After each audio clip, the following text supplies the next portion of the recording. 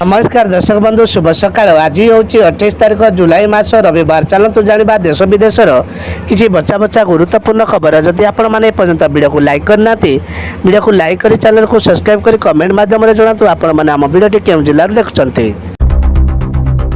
सीमारे अटकाइले ममता आलू अणाए तो दरदाम वृद्धि में आउट पाउट होती खाउटी एवं अनुकूल आलू को नहीं चिंतार राज्य में खुचुरा बजार में आलू दर 50 छुईजाणी।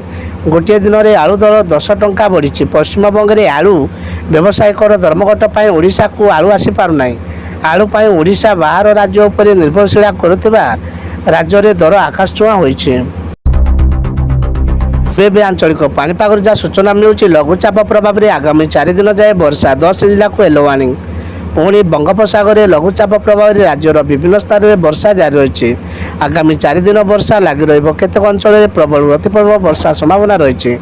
प्रबल वर्षा पर आज 10टी जिला काली 11टी जिला येलो वार्निंग जारी करिछि भुवनेश्वर पाणीपाग विभाग। बदलिला आधार कार्ड नियम जानतु जरूरी खबर। भारत में आधार कार्ड संबंधी नियम परिवर्तन करा जायछि। एनिकि आपनक 2टी गुरुत्वपूर्ण कार्यपाई आधार कार्ड व्यवहार करा जाय परिबो नाही। तेबे जानतु जानिबा केउ कार्यपाई आधार कार्ड व्यवहार हेबो नाही।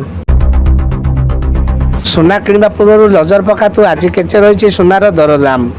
केंद्रीय बजेट सुना और रूपा उपर सीमा शुल्क को अर्थमंत्री निर्मला सीतारमण घास करने पर सुना सस्ता होबार लगी। सारा देश में यही धारा जारी रही बेले तार प्रतिफलक भुवनेश्वर में देखा मिली।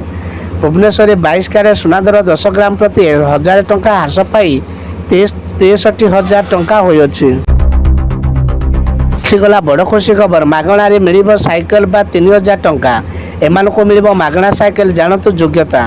विभिन्न समय जनसाधारण अनेक योजना कार्यकारी यही सब योजना मनक अनेक सुविधा पाई लोक मैंने एक योजन एवं सरकार मागणा साइकेल योजना जोगाई दौरान चाषी मान 3000 देवे सरकार। जल्दी करंतु आवेदन। देशर चाषी कल्याण पर सरकार विभिन्न प्रकार योजना कार्यकारी करछन्ते। एही तालिका रे प्रधानमंत्री किसान सम्मान निधि योजना बा किसान समृद्धि केंद्र किसान क्रेडिट कार्ड एवं प्रधानमंत्री कृषि सिंचाई भली योजना सामिल रही। एही योजना माध्यम बिहन जमी को जलसेचन ठू आरंभ करी ऋण जोगाई देवा केंद्रीय सरकार और राज्य सरकार निर्भरशील रही।